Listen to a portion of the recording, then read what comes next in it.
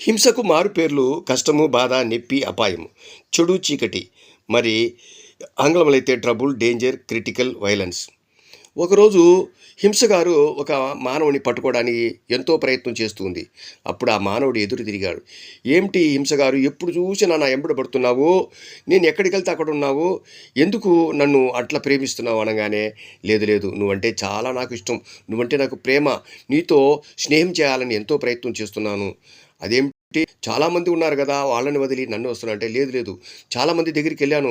ఒక ఆయన రాముని పాదాలు, కృష్ణుని పాదాలు, ఆంజనేయ స్వామిని పాదాలు, మరి దేవి దేవతలు పట్టుకుని ఉన్నారు. కాబట్టి వాళ్ళకంటే నువ్వు ఎవరి పాదాలు పట్టుకోలేదు కదా, నువ్వంటే నాకు చాలా ఆనందంగా ఉంది, కాబట్టి నీ జతకట్టాలని ఉంది అనగానే, ఆహా ఏంటి అట్లా అంటున్నావంటే, లేదు లేదు, నువ్వు కింద పడిపోతే నాకు ఆనందంగా ఉంటుంది, కానీ నువ్వు నన్ను ఎదురించి కిందకి తోస్తుంటావు, అప్పుడు నాకు ఏడుపు వస్తుంది. కాబట్టి ఇక్కడ గమనించాలి మిత్రమా, ఎప్పుడు కూడా ఎవరైతే భగవంతుని పాదాలు పట్టుకుని ముందుకు సాగుతూ ఉంటారో, అన్యదా శరణం నాస్తి త్వమేవ శరణం మమ, స్వామి నీ పాదాలు తప్ప ఈ ప్రపంచం నాకు లేదు, కాబట్టి నువ్వే నాకు శరణమని ఎవరైతే నిరంతరం ప్రాధేయపడుతుంటారో, హింస దాని దరి చేరదు, నిలబడి నిలబడి వెనక్కి వెళ్ళిపోతుంటుంది. కాబట్టి మనం కూడా అందరిలాగా భగవంతుని పాదాలు పట్టుకుని మనం ముందుకు ప్రయాణం చేద్దాం. అన్ని శుభమే మనం కోరుకుందాము.